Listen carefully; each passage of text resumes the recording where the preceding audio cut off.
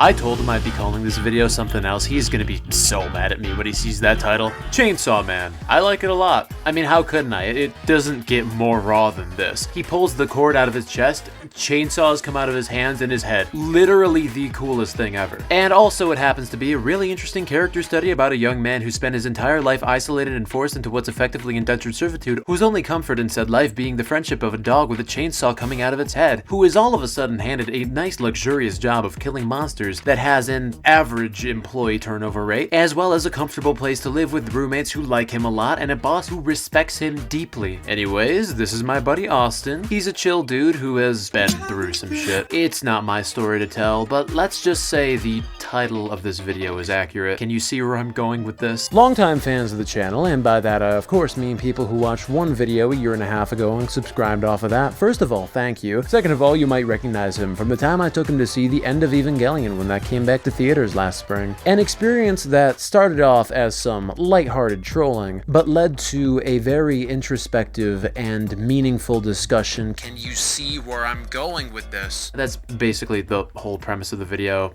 Yeah. So Chainsaw Man, am I right? Chainsaw Man? Yes. What do you know about Chainsaw Man? Okay, so Chainsaw Man, right? The guy, he pulls the thing and he chainsaws come out of his hands and his head. Okay, so I know there's a dog in it, like Jake the dog from like Adventure Time. So I'm expecting like a John Wick type experience. Okay. Because I know that there's a very fluffy dog in there. Mm-hmm. And I'm assuming something's gonna try doing something with his dog and he's gonna get really chainsaw mad. I feel like there's going to be quite a bit of violence in this, and I don't think this is going to be a very Pokemon experience. Ooh, character development right there. From what I saw before, I'm expecting like a very Pokemon experience. But I don't think it's going to be as crazy as like Evangelion or the surprise that I got from that. I feel like it's going to be a little bit more well-grounded. But at the same time, something that involves, I'd say more like shock value type stuff. I don't know, there hasn't been much I've seen of it. Okay. I have seen the hat that you wore that one time. That was a pretty nice hat. I think it was crazy. I kind of forgot. Does this man have like chainsaws for arms? Okay, so Chainsaw Man, right? Yeah. He pulls the thing in his chest. And then chainsaws, they come out of his hands and his head. Wait, he has a chainsaw on his head? How does he see? Okay, so the chainsaw is here, one eye on this side, one eye on this side. Chainsaw in the middle, right? Mm-hmm. So he's like a platypus. Or like, what's that dog with that really long nose? Dude, that's, you know what I'm talking about? Yes, that. But like, is it like that but with a chainsaw? With a chainsaw? Holy shit. You know what I would love to see though? What would you love to see? I would love to see a Chainsaw Man, but go through like personal issues. Okay. And the question is, I don't exactly know how someone who has chainsaws for hands and a head goes through personal issues. Right. Like when he cries, does like gas leak out from like the chainsaw? That's a good Like, does question. he drink gas? Ooh. Is this even a man? It's a Chainsaw Man. Okay. So you said earlier, shock value. In what sense do you expect like something to be shocking? I expect shock value to be Chainsaw Man like vigorously like decapitating someone with chainsaws. Right. Okay. The question is, but like, is the action going to be sort of like John Wick, how it's just like people are just being killed left and right by chainsaws? Which, don't get me wrong, will still be pretty cool. What if there's like Chainsaw Woman? What if there's a chainsaw romance? What if they got their chainsaws entangled? From the very small bit that I have seen, which is like black and white comic books of it, I kind of expect it to be like, I keep going back to this, but like John Wick. There's like some downtime where there's like, you know, more story-based stuff going on, and talking about like Chainsaw Man's like maybe origin, or talking about Chainsaw Man's like personal issues. Right. And then it'll go into like aggressive gore and stuff like that, which I know it's not an issue. It's just, I think this is like the style of what it would be. I'll leave you a little bit of context for like this. So basically, Chainsaw Man world, there are these otherworldly creatures called devils. They're basically demons that correlate with a concept on Earth. There are devils for basically every existing concept and they are given strength based on how much humanity as a whole fears that concept. So things like tomatoes and chickens, they have devils, but they're like very weak and can be beaten by just a dude. There's like scarier things, like there's a snake devil, a spider devil, you know, and then there's like the really, really strong ones for like the people's like primal fears that are like built in by nature, right? Like stuff like the darkness devil, the fire devil, shit like that. Does that mean there is midterm exam devils? Ooh. Like, I'm being so serious. Is there midterm exam devils? Are there job application devils? Shh, dude, what the fuck, bro? Dude, are they? Dude, we can't be using slurs like Dude, that. is there Dude, a male pattern baldness devil? I want to have some fucking words with that guy. Oh my god, is there the acne devil? Is there an inability to grow a full beard devil? Someday I'm gonna have a nice beard, and someday I'm gonna laugh at you with my beautiful, beautiful beard. Okay, buddy, It will go pack it up. Sometimes I like to look at your mustache in photos, and I like to think about what it's like to have such a nice mustache and beard. I don't have to. All around me are familiar faces, worn out places. Worn out faces. So we set off to the movie, reasonably priced popcorn in hand. Sitting all the way in the back as per tradition, I begin to remember the reason I'd wanted to bring Austin here. If there is one thing that Chainsaw Man is known for, it is, unfortunately, the fandom. Harder! Hey! Harder! That's it again. I'm not one to rag on about the death of media literacy, but holy shit. Chainsaw Man does not hold the audience's hand. While I appreciate that choice because it gives the audience room to think critically and actively engage with the content, as anyone who's worked in customer service or interacted with a Chainsaw Man fan knows, critical thinking is not for everybody. Now, Austin is best described as being a very special boy. At the same time, something about the End of Evangelion really resonated with him. He parsed the themes of that movie so eloquently and articulately that I locked him in a small room and forced him to watch the whole series. That video coming eventually. Point is, if anybody were to walk blindly into Chainsaw Man - the movie Reze arc and comprehend the madness that unfolds, it would probably be Austin.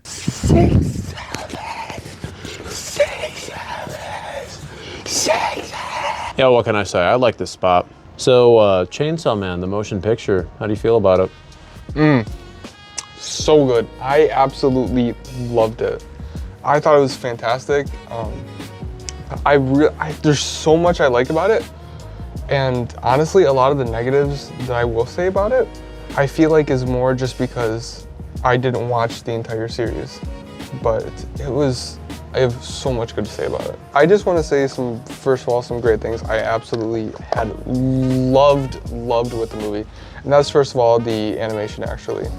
I like how it's not like, it's fluid, but not too fluid, if that makes any sense. Like you can see the cuts in between each frame, but it's enough to where it feels like almost like kind of retro in terms of like the anime style. And I know I'm not quite an anime expert on this, but I do like how it's portrayed. Another thing I also really loved was not just like the art style too, but also I really like the voice actors that they have.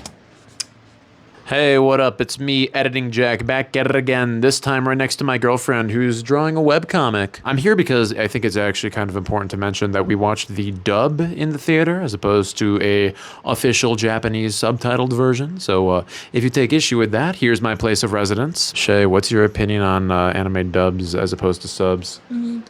I prefer watching dubs so I can keep an eye on like the animation and what's going on with the story instead of having to like read at the same time.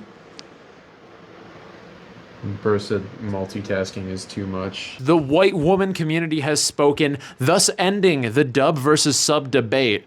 It's over. If you have an opinion on it, it no longer matters. I think that voice actors and how they sound and how they are can make such a big difference. I think they all did a really great job. Except for maybe like Shark Boy. Fuck you. Beam was my guy. His name is Shark Boy to me, by the way. Fuck you. Beam is my goat. First of all, that is one complaint I will have. Okay. this could be just because Yeah. I'm just watching the movie by itself, but Shark Boy, he's a fucking spaz, dog. Yeah, and Like, you've never had somebody like crash out for you. okay, but like I'd like to at least see some sort of character. Well, you've never been loved in the way that fucking Beam loves Denji. Fuck you. I mean, I can't say that I have, but I don't know if okay. I don't want like, how do I put, let me put this comparison. Okay. That's like, imagine if I had like this girl named Lava Girl, Okay. who was just like fawning over me. Sure. And then just like, is weird. Right. Like, Define weird. I don't know.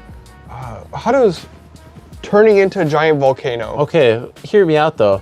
She's turning into a volcano so that you can use the lava made by that volcano to kill your ops. Okay, you might have a point. Isn't that, dude, if I could turn into a volcano and you had ops. I would, you know what, you're right. I would totally use you, and I would take you as a mountain and I would throw you at my ops and they would just volcanoed. You talk crazy on me, entire fucking bloodline entombed in ash. Beautiful. Archaeologists Wow. 2,000 years later are gonna be retrospecting on your bitch ass. Still gonna be uncovering your fuck ass bloodline. Fuck you. In all seriousness though, I would have really liked to see Shark Boy be fleshed out a little bit more in the character aspect. Even just having something as simple as just talking about himself rather than literally just being there for Shinji. Fuck. Like, rather than just being there for Denji, it would have been a lot like, it would have been really nice to see. But that's not too much of a complaint. There's something, there's a specific detail that I truly did like a lot, and the foreshadowing with this is crazy, is when Denji was with the girl in the pool and they were swimming, there was this spider web with the spider and a butterfly that's trapped in the spider's web that would keep popping up. And I thought that was an incredible metaphor for what was really going on, which was the girl was trapping Denji in her web. And by web he means cooter. Despicable Denji, I'm telling you. One thing that I did enjoy a lot as well was I really liked the internal monologues that Denji had. It kind of really got the audience, which is me, closer to who Denji is. Also makes you go, Denji, what the fuck are you doing? Stop thinking with your dick, think with the head, the right head. You gotta read the manga. You'll understand how insanely like persistent that feeling is.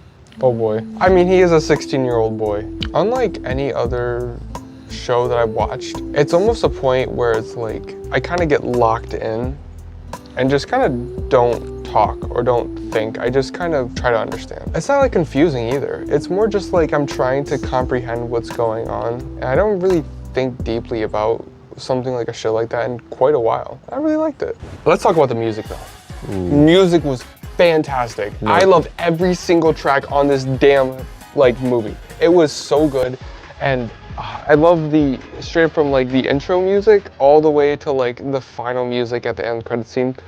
Whoever decided for that track list, mwah, incredible job.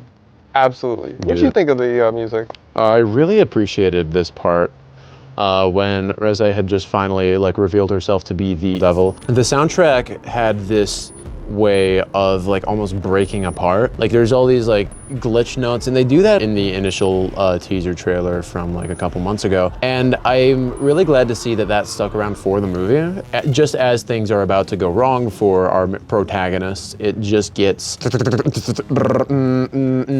like it stops being music to a point. At a point, it starts just being these noises that the soundtrack is producing because it almost like doesn't know what's about to happen. And oh boy, does things happen. Yeah, the music was just incredible job done by the producers for that. Yes. Also, there was one time, wasn't the girl speaking like French at some point? French. Was that French? It was Russian. She was singing in Russian because she's from the Soviet Union. I don't know if you noticed this, but she's the only white person in the movie. She's white? How am I supposed to know that? Because everybody else is Japanese and she's white. But like, what's the difference in they're like the same style of like animation. Well, yeah, they're not gonna change the animation style. Or were they gonna do fucking Hanna-Barbera for this one character just so it's like, oh yeah, that's how white people do it. So we're gonna have her look like white people animation. Oh, Mr. I don't see skin color over here. Okay, buddy, that one friend who's too woke head ass. Just make her in the animation of Caillou. You're so right. That would improve it a lot. That would have improved it a lot. This is a round circular head. So I wanted to ask you because I kind of thought you'd be able to get into Denji's head in much the same way as Schilling, how you feel that you would sort of relate to this character. As you know, the video is titled, I took my Gooner friend to see the Chainsaw Man movie. What? I really think that by having like seeing what's inside Denji's head and relating it to like the other way, it's very similar in the fact that you start to understand that even if you have feelings that may not be what you should be feeling or what you should be thinking, that's kind of how life is. And if you're feeling that way, you're gonna think it. And it kind of shows you what people's actions are doing based off of what they think. Yeah, it's a bit of a common theme in the continuing story. The direction that his mind is trying to take him and the direction his heart is trying to pull him are both very, very different. And there are many times where he comes into conflict with that. You see it in the movie, you see it at points in the anime, and you'd see it a lot in later installments in the story down the line. There is this recurring element, it showed up at the start of the movie, where he's like in this dream, he hears Pochita telling him, oh, don't go through that door. That is something that comes back a lot, this threshold that he is not supposed to cross. There's a thing that happened in his past that he's really trying to not acknowledge having been involved in. It's kind of understanding that and understanding like all this like chasing after a woman, having a girlfriend or being able to touch somebody, yes, in that way, is almost his way of coping. And on one hand I appreciate, on the other hand I think the reading comprehension devil has taken too many souls. It's a lot more clear in the movie than it is in the manga that when on the beach at the end, when Reze is talking about all this, I never actually cared about you, all these things, I'm just bullshitting. No, I was always lying. I never had feelings for you. Grr, I hate you. Cringe, bitch, boy. Yeah. It's a lot more immediately obvious in the movie that is all cope. It's a lot more clear that she is just saying that to avoid acknowledging her feelings, and sort of this opposite of what Denji is like. Even if you look back at it through the middle of the movie where she would be like, but Denji, we can still go, we can still run away. Even just that simple grasp of just letting down a supposed guard just makes him absolutely lose control. And it really shows you how fragile Denji is in his head. You know, for being such a vicious man with like multiple chainsaws coming out of his body and like killing lots of things, he sure does have quite a fragile emotional state. And I think that's really touching. And it's kind of represents a lot of people that I feel that I've had in my life. And I think everyone at least knows someone who's like that, whether they know it or not. Yeah. A lot of us are that person in some way, shape, or form. So how about, let's talk about the plot. All right, yeah, so we kind of lost the plot right there, and by lost it, I mean completely ignored it. I think one thing I want to say, especially about this plot, is that I genuinely loved the story that was told. So, Dengillionaire folds like a fucking newspaper the second his boss, who is not a minor, mind you, she is like twice his age at least, says, hey, you're such a good boy. You should go out with me. So she takes him out to the movies, and the movies they watch are abysmal dog shit. They're watching Lifetime originals. They're watching fucking Moonfall. It is ridiculous. Then they watch a good movie, something so magnificent and beautiful that it brings them to tears. Kung Pao Enter the Fist. I'll take a pound of nuts. That's a lot of nuts! And there's this shot, there's this part, because nobody else is in the movie theater, because it's Kung Pao Enter the Fist, nobody else is in the movie theater. It's just these two. And something about the simplicity of this scene just breaks Denji. He breaks out into tears and he's embarrassed. He's like, no, Makima cannot see me like this. But then he looks over to her and sees that she is also crying. And it's just this really, really impactful way to show like the power of just art and cinema and shit like that. It is like the kind of thing that like your least favorite film student would post like an Instagram reel of like a bunch of clips from these movies and just have it captioned cinema. And by your least favorite and by that I of course mean author of the manga, Tatsuki Fujimoto. Everybody knows he's like a huge like cinema fan. Like he's been a big like American movie appreciator. Like there's this way that his stories are drawn and are played out that is very, very different from how a lot of other manga are.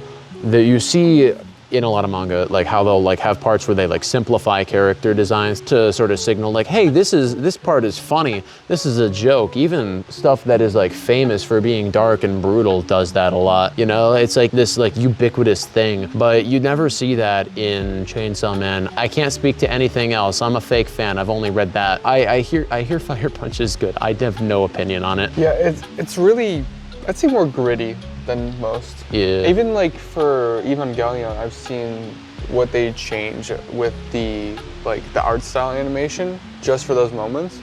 But for this specific one, they just kind of kept it there. And there's something kind of special about that because by not changing it, it shows that like even in like the dark times, there are still the same faces that were in the light times and vice versa. No, that's actually a pretty insightful way to look at it. I actually do want to ask you something. You mentioned on the way out from the movie that you had wished there was more time for character growth and character development. Yes. And I said, like, yeah, that's kind of just the nature of this arc specifically. Like, that's what season 1 is kind of all about. It's about introducing and developing all these new characters and saying, like, hey, here's what this guy does and here's his deal. I'm interested. Off the movie alone, what do you think everybody's vibes are? Okay, I'm about to butcher some names or forget names. Oh boy, oh joy. So we got Denji. Denji, I'm so sorry to compare this again, it's literally just like Shinji. The similarities to Shinji are very much there. I will say the biggest difference being between the two is the introspection of lost of purpose. I feel like Denji has more of a purpose in life, but they really both share this feeling of loneliness and wondering how to cope with that. Then we have Gojo looking ass dude. With the black hair and like the little knot on top. Yeah. That's Aki. That's Aki. He seems like the level-headed part of the group. I feel like I don't understand who the devil was. So he has a contract with... Speaking on this might be more of a side note, but one thing I did kind of feel is the whole devil hunting like expo that was going on or whatever it was, like a little group of people. Yeah. I just felt like that kind of scene didn't really add too much. Yeah, they weren't like affiliated with public safety. They were just kind of doing it for the love of the game. It kind of just made it seem like these characters were just kind of pointless deaths. That's fair. Like at least if a bunch of devil hunting squads just got fucking wiped out, I feel like that could have been shown more whoa, this just fucking happened. If it was a group of guys who had like any feats to their name, I feel like it would have been more effective. As it kind of is, they just show up and you don't know anything about them, you don't know their names, they kind of just show up and get one-shotted. Like, oh, we're devil hunters. We lived up till like we're like 34 hunting devils, and then this one devil just fucking deletes them. Deletes. Yeah, I think that's fair. Here's the big thing I would like to talk about is the ending. Yes. So, I absolutely love the ending. What I like about the ending, I'd say the most, is when the bomb devil ends up coming to terms with the fact that she does actually have feelings and it wasn't just a lie. To me, the most beautiful part was when she was dying and she looked over and saw that Denji had the flowers, and although she might not have said something, it almost implies that she's happy that he was there and that she was gonna see him. Despite them trying to kill each other for like half the movie, it was really sweet. I still think Denji's a fucking dumbass. In any other world, he should have killed her. He Right, had the right, opportunity to, and he didn't, and that is such a dumb-ass move. Okay, but hear me out though. He was right. But you know what? Any reasonable I decided any to, reasonable person would have like murked her ass or turned her in. But Dangillionaire Grindset over here was not a reasonable person. That's kind of established in the show. If you're gonna succeed as a devil hunter, you kind of have to be batshit insane. This is a guy, right? A man who pulls a cord out of his chest and chainsaws come out of his hands and his head. And he extends the chains outward to a giant, almost anthropomorphic shark to use as reins to fucking control the shark as his steed into battle, yelling, "Yeehaw, motherfuckers!" You think this is a man who is thinking with the logic of a 21-year-old white boy sitting in the back of a movie theater. Okay, you know what? You got a point. But I have a real question. Okay. Real question. Let's go. How does he itch himself? He just turns the chainsaws off, dog. But like, what if he's got to itch during battle? I mean, he's got bigger concerns than itching himself. These are the questions that need to be answered. Oh, how does he wipe his ass? I don't know, maybe not taking a shit while fighting. How does he pee? Oh, maybe just not. This is a lot funnier in my head. Please cut this out. That sounded better in my head. Oh my. Head ass.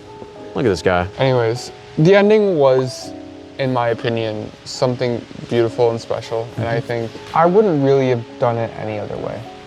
If I had control over the story, I wouldn't have done it any other way. I think it was perfectly done. Yeah, that's really all I have to say. That's about it. See ya. Shut the fuck up. So, what did we learn today? Chainsaw Man is pretty good. The movie is a very straightforward watch while still having a lot of interesting themes and metaphors to dissect. The spiderweb being a personal favorite of the both of us, I really like how it can apply to both of the pool partakers, Denji being lured closer to the danger Reze presents and Reze subconsciously beginning to legitimately fall for Denji. There isn't all that much to say here, truth be told. With End of Evangelion, Austin's reaction had genuinely caught me off guard with how coherent it was. I know that sounds backhanded, but this one time he sent me this image unprompted at like 2 a.m. My expectations weren't exactly the highest. But with Chainsaw Man, my predictions were pretty much spot on. He did not fall victim to the reading comprehension devil. Yeah, that's basically everything.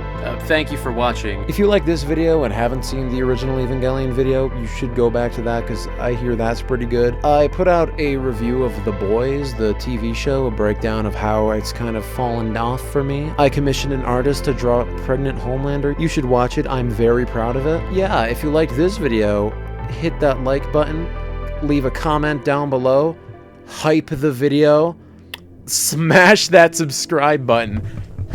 I will see you later. I think anime in general is something that is so interesting compared to any other type of movie genre. Because the thing is, when you have real people in real, like, films that are live, you have people behind it. Yes. People behind the voices. You have people who are saying stuff out loud. But when you're in like an anime, I feel like there's so much creative aspect that can come from it. And that's both good and bad because anime, there's so much of it that is great and fantastic, but there's also so much that can be really weird and disturbing. And I think it's one of the only genres that really has such a diverse range of stuff for one type of film. It's really just it's a certain type of animation, and this certain type of animation just simply varies so heavily from things that are for kids and things about kids.